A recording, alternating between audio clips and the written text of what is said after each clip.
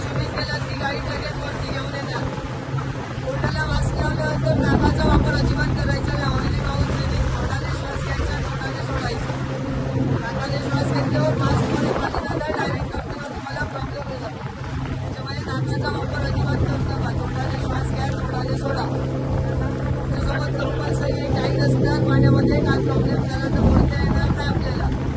पण 2 सिग्नल ठेवलेले आहेत. हा प्रॉब्लेम सिग्नल आहे. प्रॉब्लेम झाला तर हा सिग्नल दाखवायचा. कम्फर्टेबल असेल तर हा सिग्नल दाखवायचा.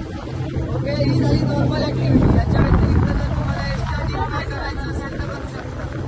एक्स्ट्रा डीपमध्ये कोरल साईजची कोरल 1 सेंटीमीटर वर्षाला वाढते. त्याला टच केल्यावर वेगळ्या प्रकारचा जेल सोडते.